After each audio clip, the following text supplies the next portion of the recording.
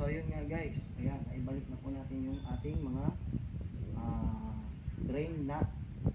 Ayan, so sunod na step natin na gagawin, lalagyan na po natin siya ng langis. Ito po ang uunahin natin na lagyan ng langis, itong gear oil. So dito po magagaling yan, dito po ang lagayan ng langis dyan sa gear oil. Ayan, ayan, ito po ang lagayan ng langis sa gear oil. So yan, kailangan po natin gumamit niya ng imbudo na kakasya po dyan. Ayan, bago nyo po yan lagyan, huwag nyo po muna ibabalik tong nut na to na G's na tinanggal natin dito sa gilid. Kasi po, ito po, dito po natin malalaman yan kung okay na po or sapat na po yung nilagay natin na langis dyan sa ating gear oil na pag tumagas po yan dito, ayan, pag tumagas po yan dito, yung nilagay natin langis, ibig sabihin po niyan, sapat na po yung langis na nilagay natin sa gear oil. Ayan, sapat na po. Okay, ang inilalagay po natin dito ng langis, ayan, 250 ml.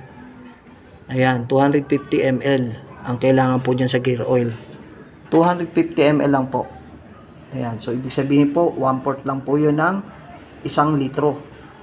Okay, so ito, wag po muna natin to ibabalik tong nut na to, dahil lalagyan po muna natin siya ng langis, yung gear oil. Ang ilalagay po natin na langis sa gear oil, yung sapat lang po. Pag tumagas na po siya dun sa butas na ito, okay na po yun. Saka nyo po ito ibabalik tong nut na to, isasarado nyo po, then okay na po yun. Pagka na ibalik nyo na po to, then saraduhan nyo na po siya. Ayan, ibalik nyo na po yung nut na ito. Ito yung lagyan natin ng langis sa gear oil. Ayan. Then, so yung guys, teka lang, lalagyan po muna natin guys ha. Lalagyan natin siya ng langis. Well, kung hindi nyo po na itatanong, ang gamit ko po langis sa TBS King, ito lang po. Ayan, Kawasaki lang po siya. Ayan. Ayan. 20 WD-50. Yan po ang kailangan natin sa langis sa TBS, 20 WD-50. Opo, yun po ang kailangan po natin sa TBS King natin na langis. Ayan, Kawasaki. Ayan po. Ayan po ang gamit ko.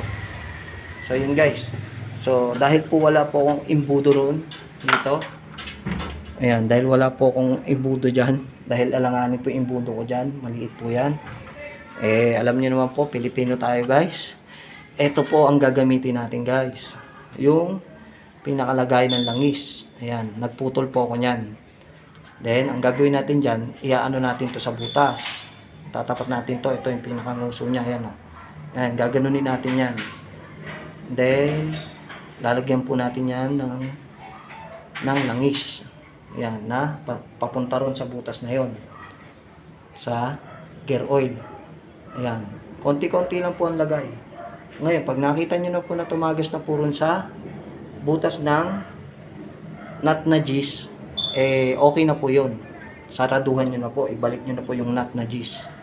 Okay, yun lang po guys. Sana may natutunan po kayo sa akin guys sa pag-change oil po ng ating TBS King. Ayan, maraming salamat po sa panonood at sa mga sumusuporta po sa aking content, sa mga video ko po na vlog.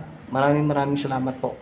Okay, thank you guys. So yun, babalikan ko po ulit kayo guys, kasi po meron pa po akong idadagdag na sikreto po para maging maganda ang takbo ng makina, hindi po siya malakas sa maintenance. Then yung ingay po, tatahimik po siya, malakas sa hatak. So yun, mamaya guys, ipapakita ko sa inyo guys kung ano yung sekreto ko na nilalagay sa makina after ko po change oil.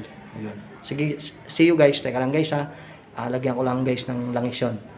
Okay, maraming salamat po. Babalikan ko po kayo ulit. Thank you so much all. Thank you. I love you. Ayan, ang dungis natin guys. So, puro langis. So yun ha, teka lang guys, patayin ko lang ha. Lalagyan ko lang guys ng langis yun. Okay, yeah.